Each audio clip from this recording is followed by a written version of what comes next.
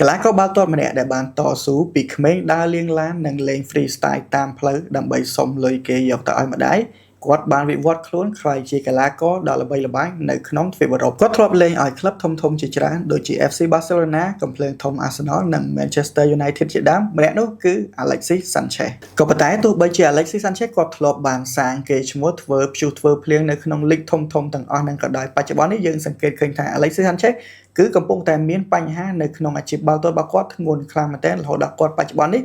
គឺលែងមានអ្នកណាម្នាក់ដែលគេនិយាយអំពីឈ្មោះរបស់គាត់តទៀតហើយចង់ដឹងថាជីវិតបាល់ទាត់របស់គាត់ជួបបញ្ហាអីគេខ្លះដែលបានទាញអាជីពបាល់ទាត់របស់គាត់ឲ្យដាំក្បាលចុះខ្លាំងបែបនេះ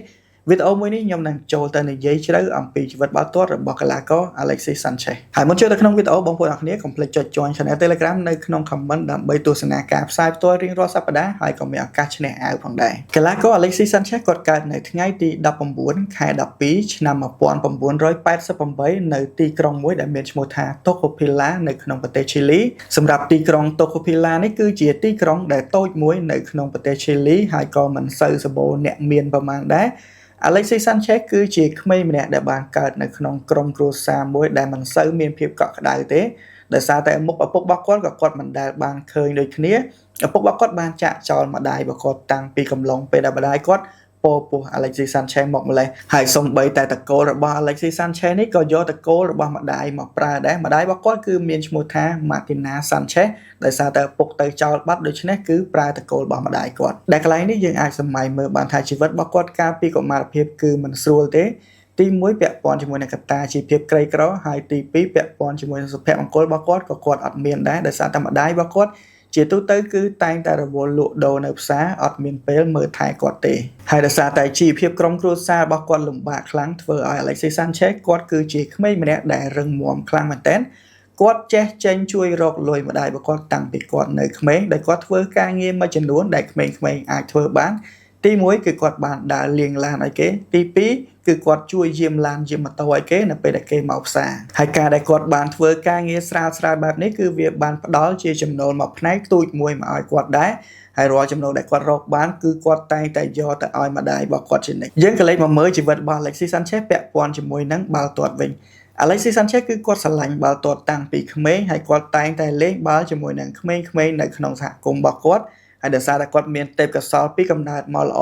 គាត់ចេះលេង freestyle ពេលខ្លះគាត់ក៏យកទេពកោសល្យ freestyle របស់គាត់មកលេងតាមផ្លូវដើម្បីទទួលបានចំណូលបន្ថែមទៀតទោះបីជារកមិនបានច្រើនក៏ប៉ុន្តែនៅតែអាចរកបានដោយសារតែនៅបរទេសជាទូទៅគឺគេមិនអាចមកសុំទានឆាវដូចនៅខ្មែរយ៉ាងទេជាទូទៅតែម្ដងគឺគេតែងតែបង្ហាញសមត្ថភាពដើម្បីឲ្យអ្នកដែលបានដើរកាត់គេឃើញហើយបើសិនជាគេចង់ផ្ដល់ជាលុយផ្ដល់ជាកាក់គឺគេអាចផ្ដល់ឲ្យបានដែលកន្លែងនេះខ្ញុំមើលឃើញថា Alexis Sanchez គឺជាក្មេងម្នាក់ដែលមានភាពវៃឆ្លាតខ្លាំងមែនទែនទោះបីជាគាត់នៅកូនក្មេងក៏ប៉ុន្តែគាត់ចេះរកលុយបានច្រើនច្រកយកទៅជូនម្ដាយរបស់គាត់ Alexis Sanchez បានចាប់ផ្ដើមចូលហ្វឹកហាត់បាល់ទាត់នៅក្នុងវ័យ6ឆ្នាំនៅក្នុងក្លឹបមួយដែលមានឈ្មោះថា Araco នៅក្នុងសហគមន៍របស់គាត់ធ្លាប់បាននិយាយនៅក្នុងបទសម្ភាសន៍មួយនៅពេលដែលគាត់ផ្លាស់ទៅចូលរួមជាមួយនឹងក្លឹបកំភ្លើងធំ Arsenal ដែលកាលនោះគឺគាត់បាននិយាយថាជីវិតរបស់គាត់កាលពីកុមារភាពនោះគឺក្រខ្លាំងមែនទែនសូម្បីតែស្បែកជើងបាល់ទាត់មួយគូដែលជារបស់ខ្លួនឯងក៏គាត់គ្មានលទ្ធភាពទិញពាក់ដែរទោះបីជាគាត់សុំម្ដាយគាត់យ៉ាងណាថាគាត់ត្រូវការស្បែកជើងដើម្បីវឹកហាត់ដើម្បីប្រកួតក៏ប៉ុន្តែអ្វីដែលម្ដាយគាត់ឆ្លើយមកនោះគឺគាត់អត់អាចដកលុយដែលជាលុយបំពេញតម្រូវការចាយវាប្រចាំថ្ងៃយកទៅទិញស្បែកជើងឲ្យគាត់បានទេទោះបីជាគាត់គឺជាកីឡាករដែលឆ្នើមនៅក្នុងក្រុមយ៉ាងណាក៏ដោយហើយគាត់ក៏បាននិយាយតទៀតថារាល់ពេលដែលមានការវឹកហាត់ឬក៏មានការប្រកួតផ្សេងគឺគាត់ត្រូវបង្ខំចិត្តខ្ចីស្បែកជើងគេបើសិនជាខ្ចីបានគឺគាត់មានស្បែកជើងពាក់ហាត់មានស្បែកជើងពាក់ទាត់ក៏ប៉ុន្តែបើសិនជាខ្ចីគេអត់បានទេនោះគាត់នឹងត្រូវវឹកហាត់ដោះស្បែកជើងហើយនឹងប្រកួតទាំងអត់មានស្បែកជើងពាក់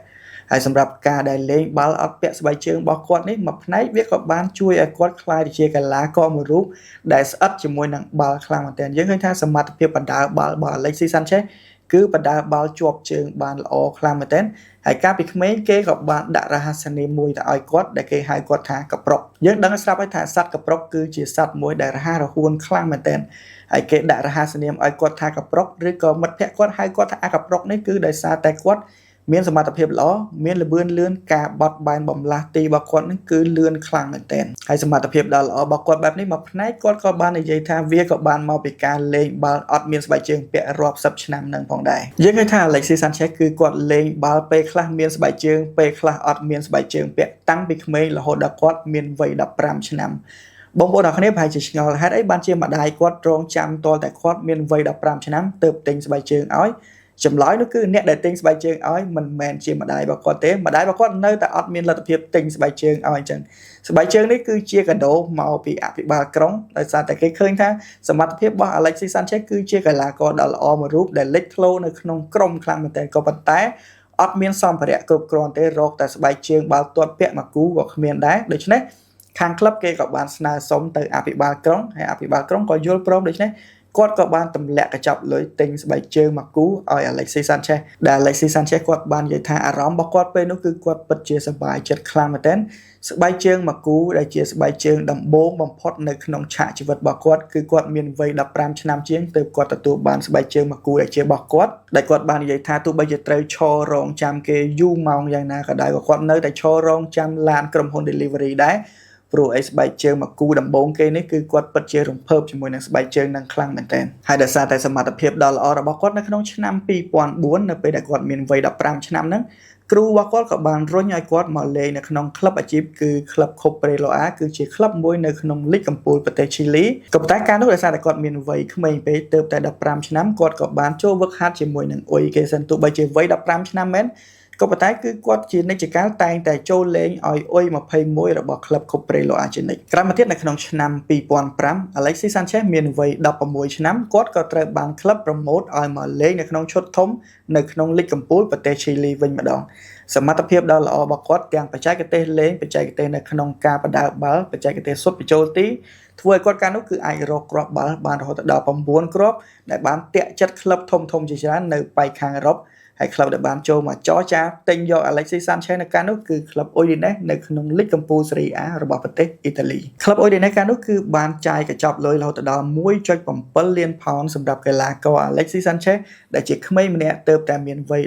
16-17ឆ្នាំសម្រាប់ខ្ញុំសម្រាប់កញ្ចប់លុយប៉ុណ្នេះខ្ញុំគិតថាវាថ្លៃនៅក្នុងឆ្នាំ2005-2006ហើយក្រោយមកទៀតបន្ទាប់ពី Udinese បានទិញយក Alexis Sanchez ហើយឃើញថាគាត់គឺនៅវ័យក្មេងខ្លាំងមែនទែនគាត់នៅខ្ចីដូច្នេះក្លឹប Udinese ក៏បានដាក់ Alexis Sanchez ទៅឲ្យក្លឹបផ្សេងខ្ចីជើងសិនហើយក្លឹបដែលបានខ្ចីជើងគាត់កាលនោះគឺក្លឹបនៅក្នុងលីកកំពូលប្រទេសឈីលីនឹងតែម្ដងគឺក្លឹបដែលមានឈ្មោះថា Colo Colo គាត់បានចូលទៅលេងនៅក្នុង Colo Colo នៅក្នុងរដូវកាលឆ្នាំ2006-2007ហើយរដូវកាលដំបូងដែលគាត់បានចូលទៅលេងនោះគឺគាត់រកគ្រាប់បាល់បានរហូតដល់5គ្រាប់នៅក្នុងនាមជាកីឡាករវ័យក្មេងហើយក៏បានជួយឲ្យ Colo Colo ឈ្នះពានលីកកំពូលប្រទេសឈីលីផងដែរក្រោយមកទៀតចូលមកដល់រដូវកាលឆ្នាំ2007-2008 Alexis Sanchez ក៏ត្រូវបានក្លឹប Udinese ដាក់ឲ្យខ្ចីជើងបន្តទៀតលើកនេះគឺខ្ចីជើងទៅលេងនៅក្លឹប River Plate ជាក្លឹបនៅក្នុងលីកកំពូលប្រទេសអាសង់ទីន River Plate កាលនោះគឺដឹកនាំដោយលោកគ្រូ Diego Simeone ដែលបច្ចុប្បន្ននេះ Diego Simeone គឺគាត់គឺជាគ្រូរបស់ក្លឹប AT Madridហើយកាលនោះគឺគាត់ចេញមកដឹកនាំក្រុម River Plate ហ្នឹងគាត់ក៏បានយក Alexis Sanchez ទៅលេង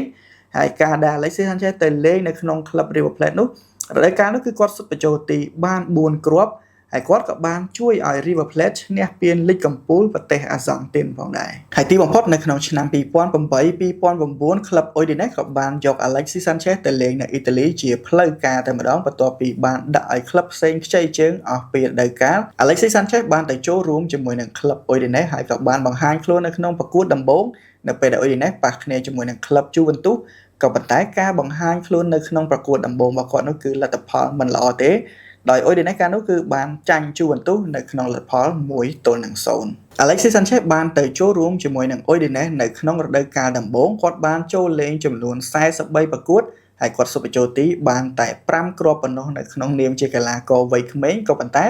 ស្ថិតិ5គ្រាប់នេះយើងឃើញថាវាមិនទាន់ល្អគ្រប់គ្រាន់សម្រាប់ឲ្យក្លឹបពិចារណានៅក្នុងការយកគាត់ធ្វើជាកីឡាករប្រចាំនៅក្នុងក្រុមនៅឡើយទេក្រោយមកទៀតនៅក្នុងរដូវកាលទី2ដែលគាត់លេងឲ្យ Udinese គឺគាត់បង្ហាញខ្លួនបាន36ប្រកួតនិងសុទ្ធបញ្ចូលទីបាន12គ្រាប់យើងឃើញថា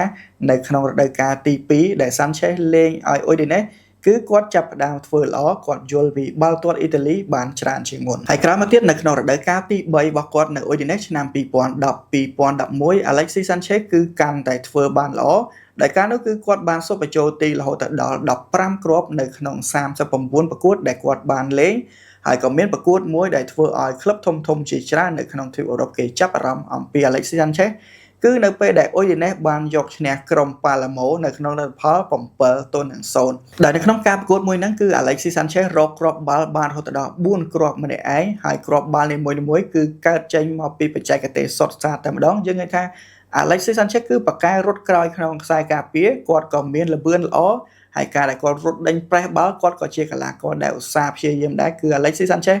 លេងមិនងាយខ្ជិលទេហើយបើខ្ញុំនិយាយអំពីឧបសគ្គរបស់គាត់វិញគឺពាក់ព័ន្ធជាមួយនឹងកម្ពស់របស់គាត់ Alexis Sanchez គឺមានកម្ពស់ទាបទេបើយើងនិយាយអំពីកម្ពស់នៅប៉ែកខាងអឺរ៉ុបគាត់មានកម្ពស់ 1.69 ដូច្នេះរាល់ការប្រើកាយសម្បទាជាមួយនឹងខ្សែការពារគឺគាត់ពិបាកខ្លាំងមែនទែនដូច្នេះការដែលគាត់មានភាពវៃឆ្លាតរត់ពីក្រោយក្នុងខ្សែការពារទទួលបាល់ស្រូវហើយបញ្ចប់ទីនេះគឺគាត់ធ្វើបានល្អមែនទែនព្រោះឲ្យបើឲ្យគាត់ទៅប្រើកាយសម្បទាជាមួយនឹងខ្សែការពារកម្ពស់ខ្ពស់មាឌធំនៅអឺរ៉ុបគឺគាត់ប្រកាសជាទៅមិនរួចជាមួយគេទេដូច្នេះ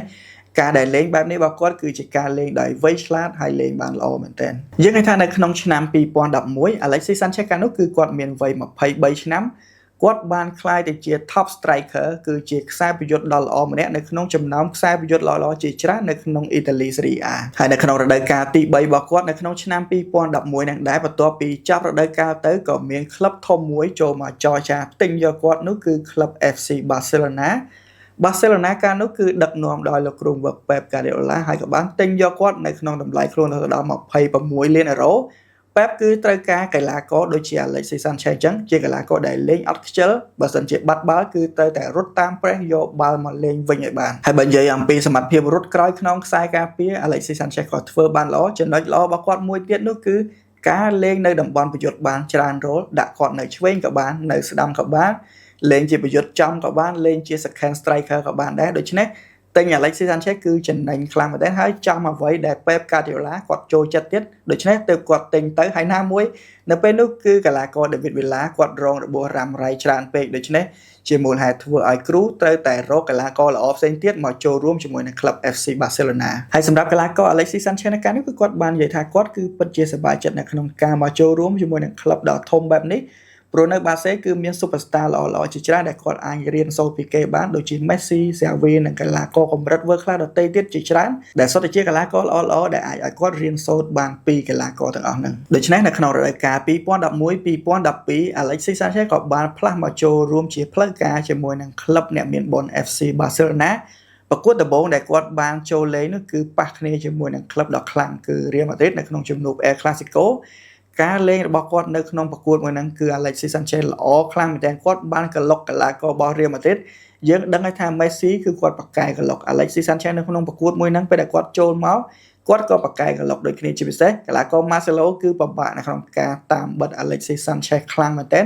ហើយសូម្បីតែ PP ក៏កពុលមុខដោយសារតែ Alexis Sanchez ដែរហើយក្រោយពីការបង្ហាញខ្លួនដ៏ល្អនៅក្នុងជំនួបធំហើយក្រោយមកទៀតគាត់ក៏បានរកគ្រាប់បាល់បញ្ចូលទីដំបូងគេនៅក្នុងក្លឹប FC Barcelona គឺនៅក្នុងជំនួបដែល Barca ប៉ះគ្នាជាមួយនឹងក្លឹប Villarreal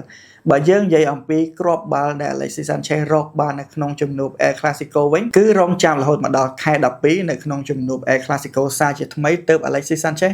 អាចរកគ្រាប់បាល់បានដោយនៅការនោះកីឡាករ Lionel Messi បានអូសជ្រែកកីឡាករ Real Madrid មក 2-3 នាក់បន្តមកទៀតគាត់ក៏បានបញ្ជូនបាល់មកឲ្យ Alexis Sanchez គាត់ក៏បានសុទ្ធបញ្ចូលទីបញ្ចប់ទីបានល្អមែនទែនគ្រាប់បាល់មួយគ្រាប់ដែលជាគ្រាប់ដំបូងគេនៅក្នុងជំនួប El Clasico ហើយក៏ជាគ្រាប់ដែលជួយឲ្យ FC Barcelona យកឈ្នះក្រុម Real Madrid នៅកាលនោះគឺលទ្ធផល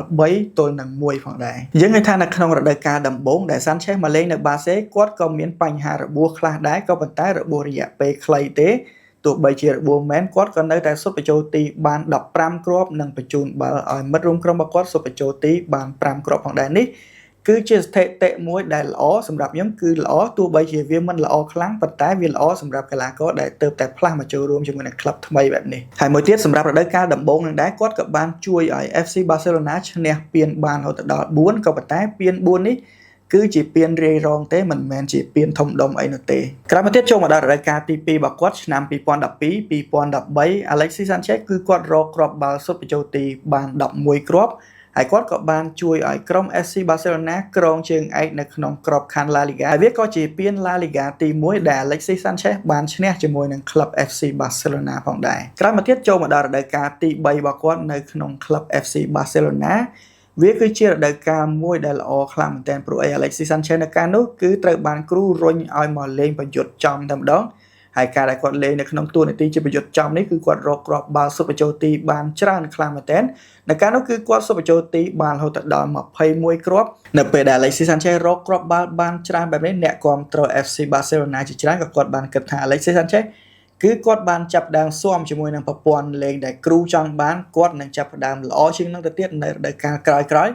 ក៏ប៉ុន្តែសម្រាប់សម័យខ្លួនគាត់វិញ Alexis Sanchez នៅកាលនោះគឺគាត់បានមើលឃើញផ្ទុយពីអ្វីដែលអ្នកគាំទ្រមើលមក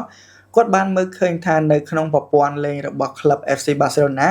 Messi គឺជាកីឡាករម្នាក់ដែលគេមិនអាចប៉ះពាល់បានទេព្រោះគាត់គឺជាតួឯកដ៏សំខាន់នៅក្នុងក្លឹបហើយបន្តមកទៀតក៏មានវត្តមានរបស់ Neymar ក៏បានក្លាយទៅជាតួឯកទី2នៅក្នុងក្លឹបដែលគ្រូបានផ្លាស់ប្ដូរប្រព័ន្ធលេងផ្ដោតលើ Lionel Messi ជាមួយនឹង Neymar ខ្លាំងមែនទែនហើយគាត់ក៏ទទួលបានការគាំទ្រពីអ្នកគាំទ្រគឺចូលចិត្តមើលការលេងរបស់ Messi ជាមួយនឹង Neymar ខ្លាំងមែនទែនដូច្នេះវាធ្វើឲ្យតំបន់ប្រយុទ្ធនៅខាងលើដែលមានគ្នា3នាក់ Messi, Neymar ជាមួយនឹង Sanchez គឺចាប់ផ្ដើមរង្គោះរង្គើនៅពេលដែលគាត់បានមើលឃើញថាគ្រូមានទំនោរលំអៀងទៅកាន់2នាក់នោះចំណែកឯ Alexis Sanchez វិញជាញឹកញាប់គឺតែងតែត្រូវបានគ្រូផ្លាស់ប្ដូរចេញ Alexis Sanchez គាត់ជាប់ជម្រើសដំបូងបានចូលលេងពិតមែនក៏ប៉ុន្តែនៅពេលដែលត្រូវការមានតាក់ទិកឆេង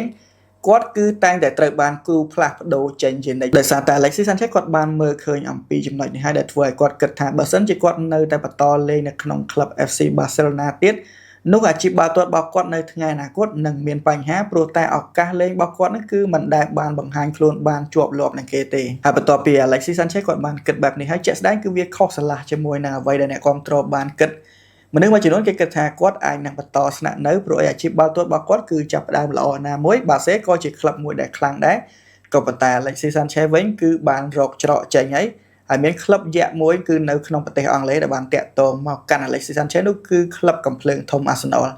កំភ្លើងធំ Arsenal នៅកាលនោះគឺដឹកនាំដោយលោកគ្រូតា Arsene Wenger គាត់បានតាក់ទងមកសុំទិញ Alexis Sanchez ពីក្លឹប FC Barcelona ហើយតម្លៃដែល Arsene Wenger បានទិញ Alexis Sanchez ពី Barcelona នៅកាលនោះគឺថ្លៃខ្លាំងមែនទែនរហូតដល់ 42.5 លានអឺរ៉ូសម្រាប់អ្នកគាំទ្ររបស់កំភ្លើងធំគាត់ដឹងថា Arsenal គឺមិនងាយចាយលុយធំដល់ថ្នាក់ហ្នឹងទេនេះគឺដោយសារតែគ្រូតា Arsene Wenger គាត់ចង់បាន Alexis Sanchez ខ្លាំងមែនទែនទើបគាត់ហ៊ានចំណាយលុយច្រើនបែបនេះព្រោះអីArsenal គឺជាក្លឹបមួយដែលគាត់រិះថាំខ្លាំងមែនទែននៅក្នុងការទិញកីឡាករជាទូទៅគឺបណ្ដុះយុវជនឲ្យលេងឬក៏ទិញកីឡាកររាយរងដែលគេមិនសូវចាប់អារម្មណ៍យកមកបណ្ដុះលេងខ្លាំងគឺលក់ទៅវិញបានថ្លៃជាទូទៅ Arsenal ពីមុនគឺធ្វើបែបនេះក៏ប៉ុន្តែ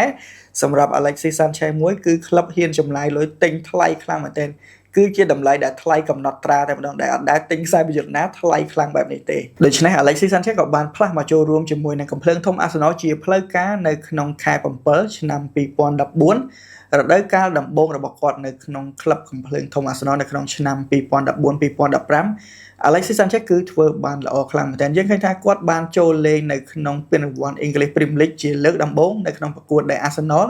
ប៉ះគ្នាជាមួយនឹងក្រុម Crystal Palace ហើយការលេងរបស់គាត់នៅក្នុង English Premier League ជាលើកដំបូងគឺគាត់ធ្វើបានល្អមែនទែនដែលគាត់បានបញ្ជូនបាល់ឲ្យមិត្តរួមក្រុមសុទ្ធបញ្ចូលទីយកឈ្នះ Crystal នៅក្នុងលទ្ធផល2-1ហើយសម្រាប់គ្រាប់បាល់ដំបូងរបស់គាត់នៅក្នុងពានរង្វាន់ English Premier League វិញគឺជាគ្រាប់បាល់ដែលគាត់លេងតទល់គ្នាជាមួយនឹងក្លឹប Leicester ដែលបច្ចុប្បន្ននេះក្លឹប Leicester នេះគឺធ្លាក់ទៅដល់បាតដាបងប្អូនទាំងគ្នាសង្ឃឹមថាក្លឹបមួយនេះគឺនឹងមិនអាចឡើងមកក្របខ័ណ្ឌទី2វិញជារៀងរហូតទៅហើយបើខ្ញុំនិយាយអំពីគ្រាប់បាល់ដែលគាត់បានសុទ្ធបញ្ចូលទីនៅក្នុងរដូវកាលទី1នៅក្នុងក្លឹបកំភ្លើងធំ Arsenal គឺគាត់សុទ្ធបញ្ចូលទីបានរហូតដល់25គ្រាប់ច្រើនជាងគ្រាប់បាល់ដែលគាត់លេងនៅក្នុងក្លឹប FC Barcelona ទៅទៀតហើយបន្តមកទៀតគាត់ក៏បានជួយឲ្យក្លឹបកំភ្លើងធំ Arsenal ឈ្នះពានរង្វាន់ FA Cup នៅរដូវកាលទី1ដែលគាត់បានមកចូលរួមហើយនៅចុងរដូវកាលគាត់ក៏បានឈ្នះពាន PFA Fan Player of the Year ជាមួយនឹង PFA Team of the Year ផងដែរហើយនៅក្នុងឆ្នាំ2015នឹងដែរបើសិនជាយើងក៏លេខមកមើលអំពីស្នាដៃរបស់ Alexis Sanchez នៅក្នុងជម្រើសជាតិ Chile វិញគឺគាត់ធ្វើបានល្អខ្លាំងមែនទែន ជំរឿនជាតិឈីលីបានឡើងទៅដល់វគ្គផ្ដាច់ព្រាត់ពានរង្វាន់កូប៉ាអាមេរិកានៅក្នុងឆ្នាំ2015ហ្នឹងហើយក៏បានបំបាក់ក្រុមជំរឿនជាតិអាសង់ទីនក្លាយទៅជាម្ចាស់ជើងឯកនៅក្នុងឆ្នាំ2015នោះតែម្ដងក្រោយមកទៀតចូលមកដល់រដូវកាលទី2ដែលគាត់លេងនៅក្នុងក្លឹបកំភ្លើងធំ Arsenal ឆ្នាំ2015-2016ដែលនៅរដូវកាលនោះ Alexis Sanchez គឺបានសាងកំណត់ត្រាមួយក្លាយទៅជាកីឡាករដំបូងគេដែលបានសុទ្ធបញ្ចូលទី hat-trick នៅក្នុងអ៊ីតាលី Serie A hat-trick នៅក្នុងក្របខ័ណ្ឌ La Liga ហើយនឹងរកបាន hat-trick នៅក្នុងក្របខ័ណ្ឌ English Premier League ដែលក្រោយមកទៀតទើបមានកីឡាករផ្សេងដែលអាចបំបែកបានដូចគាត់ដែរហ្នឹងដូចជាកីឡាករ Cristiano Ronaldo ជាដើមដែលគាត់បានផ្លាស់ទៅលេងនៅលីកទាំង3ហ្នឹងហើយក៏រកបាន hat-trick ដោយ Alexis Sanchez ដែរហើយនៅក្នុងឆ្នាំ2016ហ្នឹងដែរបងប្អូនទាំងគ្នា Alexis Sanchez គឺធ្វើបាននៅរឿងល្អមួយទៀតគឺគាត់បានជួយឲ្យជំរឿនជាតិឈីលីរបស់គាត់ឈ្នះអាសង់ទីនម្ដងទៀតនៅក្នុងវគ្គផ្ដាច់ព្រាត់លើកពានកូប៉ាអាមេរិកាជាលើកទី2ឆ្នាំជាប់គ្នាបងប្អូនមួយចំនួនប្រហែលជាឆ្ងល់ហេតុអីបានជាពានកូប៉ាអាមេរិកាដែលគេធ្លាប់តែលេង4ឆ្នាំបែរជាលេងជាប់គ្នាឆ្នាំ2015ក៏លេង2016ក៏លេងជាក់ស្ដែងដោយសារតែពាននេះគឺគេធ្វើខួប100ឆ្នាំចំឆ្នាំ2016ដូច្នេះទើបគេរៀបចំឡើងជាពិសេសគឺសម្រាប់តែខួប100ឆ្នាំនឹងតែប៉ុណ្ណោះដែលនេះគឺជាមូលហេតុដែលយើងឃើញថាមានការលេងកូប៉ាអាមេរិកា2ឆ្នាំជាប់គ្នាហើយឈីលីគឺធ្វើបានល្អទាំង2ឆ្នាំជាប់គ្នាដោយក្រុងជើងឯកទាំងពីរបំបាក់អាសង់ទីនទាំង2ឆ្នាំតែម្ដងក្រោយមកទៀតចូលមកដល់រដូវកាលទី3របស់ Alexis Sanchez នៅក្នុងក្លឹបកំភ្លើងធំ Arsenal អាចថារដូវកាលទី3នេះគឺជារដូវកាលមួយដែលល្អខ្លាំងមែនទែននៅក្នុងអាជីពរបស់ Alexis Sanchez ដែលគាត់លេងនៅក្នុងក្លឹបកំភ្លើងធំ Arsenal គាត់ត្រូវបានគ្រូរុញឲ្យចូលមកលេងប្រយុទ្ធចំហើយគាត់សុទ្ធបញ្ចូលទីបានរហូតដល់30គ្រាប់និងបញ្ជូនបាល់ឲ្យមិត្តរួមក្រុមសុទ្ធបញ្ចូលទីបានរហូតដល់15គ្រាប់នេះគឺជាស្ថិតិមួយដែលខ្ពស់ខ្លាំងមែនទែនរបស់ Alexis Sanchez ដែលគាត់អាចធ្វើបាននៅក្នុងរដូវកាលទី3ដែលគាត់លេងនៅក្នុងក្លឹបកំភ្លើងធំ Arsenal ហើយគាត់ក៏បានជួយឲ្យ Arsenal ឈ្នះពានរង្វាន់ FA Cup គឺជាពានទី2មកលេង3ឆ្នាំជួយឲ្យឈ្នះបាន2ដងហើយនៅចុងបញ្ចប់រដូវកាលគាត់ក៏ក្លាយទៅជា Arsenal Player of the Year គឺជាកីឡាករដែលល្អបំផុតប្រចាំនៅក្នុងក្លឹប Arsenal នៅក្នុងរដូវកាលនោះក៏ប៉ុន្តែទោះបីជា Alexis Sanchez គាត់បានសាងនូវស្ថិតិសុទ្ធបញ្ចូលទីបានច្រើនក៏ពិតមែនក៏ប៉ុន្តែបើយើងក៏លេខមកមើលក្លឹបកំភ្លើងធំ Arsenal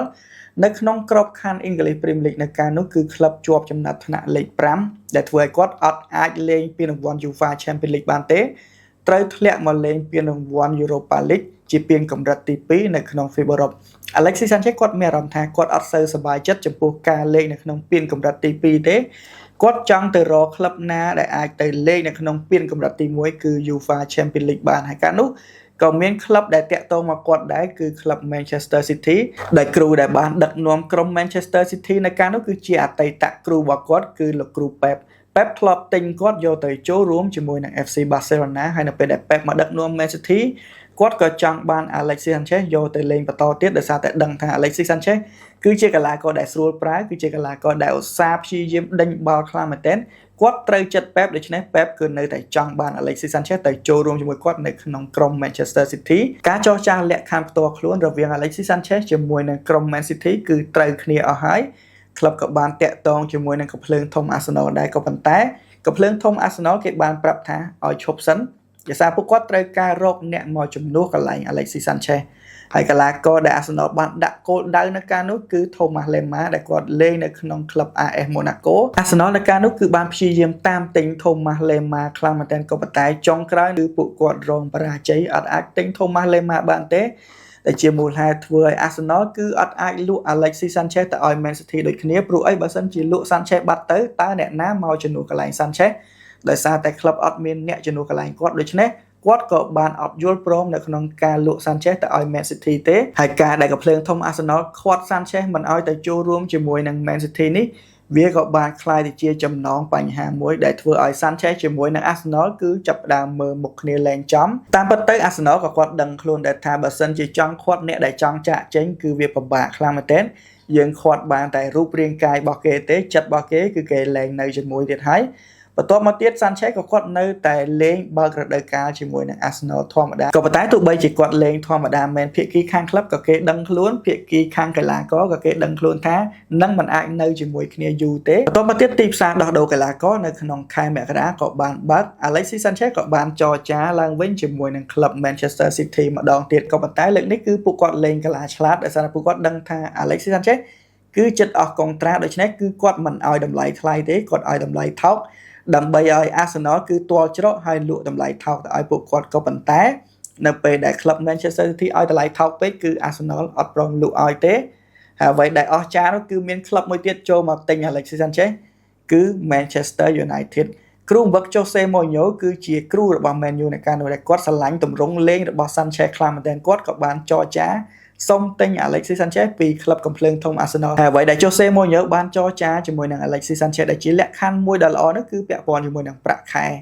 Jose Mourinho ហ៊ានឲ្យប្រាក់ខែ Alexis Sanchez គឺខ្ពស់ខ្លាំងមែនទែនបើខ្ញុំនិយាយអំពីប្រាក់ខែរបស់ Alexis Sanchez ដែល Jose Mourinho ចរចាឲ្យវិញបូករួមទាំង bonus ទាំងអីផ្សេងៗទាំងអស់នៅក្នុងមួយសប្តាហ៍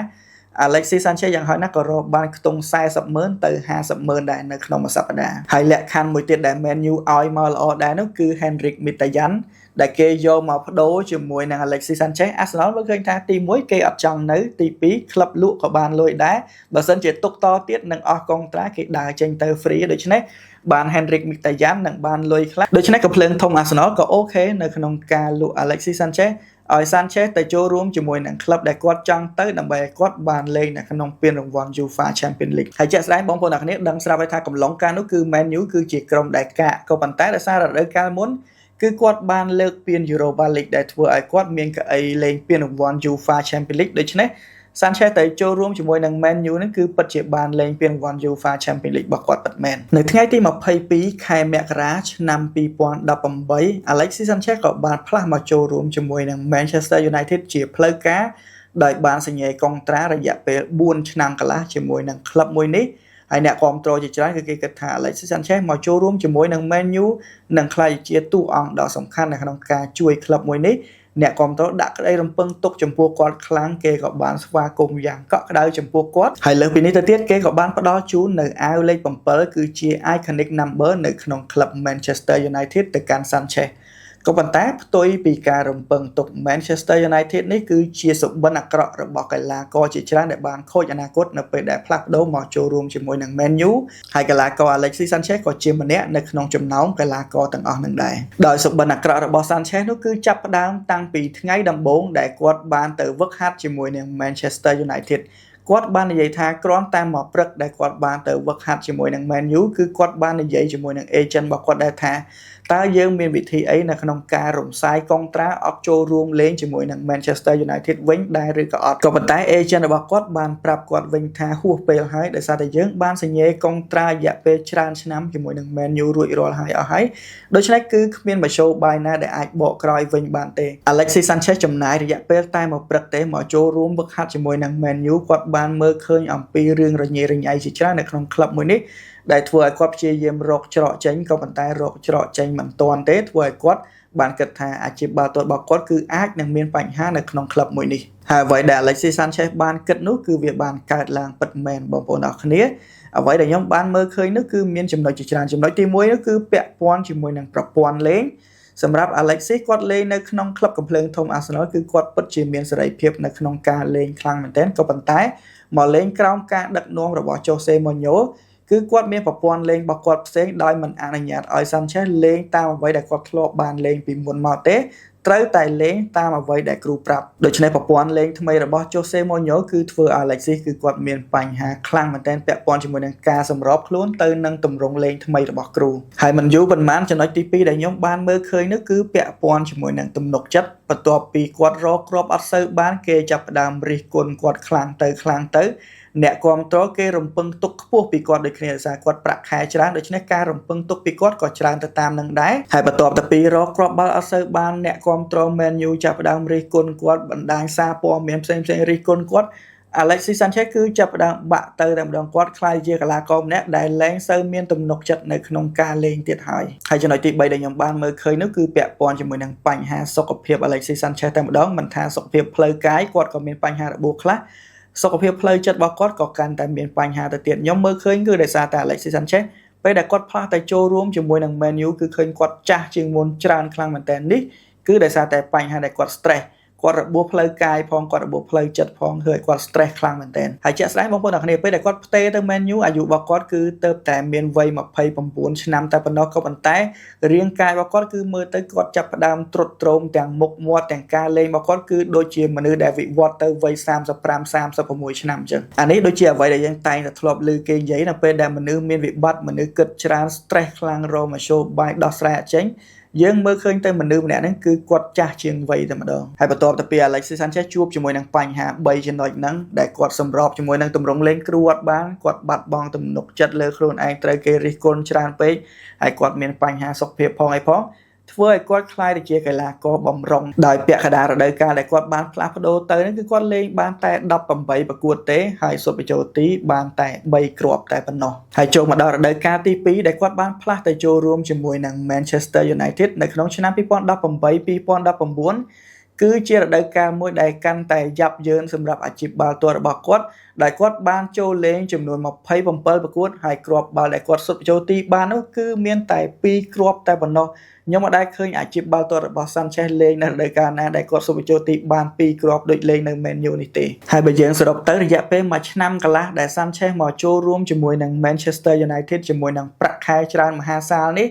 មួយឆ្នាំកន្លះគឺរកគ្រាប់បាល់បានតែ5គ្រាប់តែប៉ុណ្ណោះធ្វើឲ្យគាត់ក្លាយជាកីឡាករដែលអាក្រក់បំផុតដែលក្លឹប Manchester United បានទិញចូលមកហើយបងប្អូនទាំងគ្នាបន្ទាប់ពី Alexis Sanchez ចំណាយរយៈពេលមួយរដូវកាលកន្លះនៅ Man U ឃើញថាអត់ជោគជ័យហើយកាន់តែទ្រុឌទ្រោមនោះក្លឹបក៏បានដាក់ឲ្យគាត់ខ្ចីជើងទៅលេងនៅក្នុងក្របខ័ណ្ឌអ៊ីតាលី Serie A គឺទៅលេងនៅក្នុងក្លឹប Inter Milan ទៅលេងជាមួយនឹងអាគូតធំ Lukaku ដែលជាអតីតមិត្តរួមក្រុមរបស់គាត់ហើយជាក់ស្ដែងបងប្អូនទាំងគ្នាការលេងរបស់ Alexis Sanchezប្រហែលឆ្នាំនៅក្នុងក្លឹប Inter Milan ហ្នឹងក៏អត់កាក់កបដែរយើងឃើញថា Alexis Sanchez គឺគាត់ទៅលេងនៅ Inter Milan ឆ្នាំ2019រហូតមកដល់ឆ្នាំ2022ហើយគ្រាប់បាល់ដែលគាត់សុទ្ធបញ្ចូលទីនៅក្នុង3ឆ្នាំហ្នឹងគឺគាត់សុទ្ធបញ្ចូលទីបានតែ20គ្រាប់តែប៉ុណ្ណោះអានេះបើខ្ញុំយក20គ្រាប់យកទៅចែកនឹង3ឆ្នាំទៅឃើញថាមួយឆ្នាំគាត់សុទ្ធបញ្ចូលទីអត់បាន10គ្រាប់ផងវាគឺជាស្ថិតិមួយដែលទាបខ្លាំងមែនទែនពិបាកឲ្យក្លឹបផ្សេងណាគេចង់បានគាត់នេះគឺដោយសារតែគាត់បាត់បង់ភាពជាខ្លួនឯងAlexis Sanchez ពីមុនគឺមិនមែនបែបនេះទេហើយក្រោយមកទៀតចូលមកដល់ឆ្នាំ2022-2023 Sanchez គាត់ក៏បានផ្លាស់មកចូលរួមជាមួយនឹងក្លឹប Marseille ដែលជាក្លឹបលេងនៅក្នុងលីកកំពូលប្រទេសបារាំងការលេងរបស់គាត់នៅក្នុងក្លឹប Marseille នេះគឺ Alexis Sanchez ធ្វើបានល្អខ្លាំងមែនទែនដោយគាត់សុទ្ធបញ្ចូលទីនៅក្នុងរដូវកាលនេះគឺបាន18គ្រាប់ក៏ប៉ុន្តែបញ្ហាត្រង់ថានៅពេលដែលចប់រដូវកាលការចរចាគ្នារវាងក្លឹបជាមួយនឹងកីឡាករគឺអត់ត្រូវគ្នាមិនដឹងថាខ្វែងគំនិតគ្នារឿងអីទេដែលធ្វើឲ្យ Marseille គឺអត់ព្រមចុះកងត្រាបន្តឲ្យ Alexis Sanchez នៅលេងនឹង Marseille តទៀតទេសម្រាប់ខ្ញុំគិតថាលីកអងនៅក្នុងប្រទេសបារាំងគឺវាពិតជាស័ក្តិសមសម្រាប់សមត្ថភាពរបស់ Alexis Sanchez ខ្លាំងមែនទែនបើសិនជាគាត់នៅបានលេងនៅ Marseille តទៀតខ្ញុំជឿថាគាត់នឹងល្អដូច Greenwood ដែលចេញពី Man U ទៅលេងនៅ Marseille អញ្ចឹងGreenwood គឺធ្វើបានល្អនៅក្នុងលីកអងដែរខ្ញុំបកមកនិយាយអំពីកីឡាករ Alexis Sanchez វិញបន្ទាប់ពីចរចាបរាជ័យជាមួយនឹង Marseille ឆ្នាំ2023-2024 គាត់ក៏បានផ្លាស់មកចូលរួមជាមួយនឹង Inter Milan វិញហើយឆ្នាំ2025យើងឃើញថាគាត់បានផ្លាស់ទៅចូលរួមជាមួយនឹងក្លឹបដើមរបស់គាត់វិញគឺ Udinese ក៏ប៉ុន្តែនៅ Udinese នោះក៏គាត់មិនបានធ្វើព្យុះធ្វើភ្លៀងអីដែររហូតមកដល់បច្ចុប្បន្ននេះគាត់បានផ្លាស់មកចូលរួមនៅក្នុងក្របខ័ណ្ឌ La Liga គឺមកចូលលេងនៅក្នុងក្លឹប Sevilla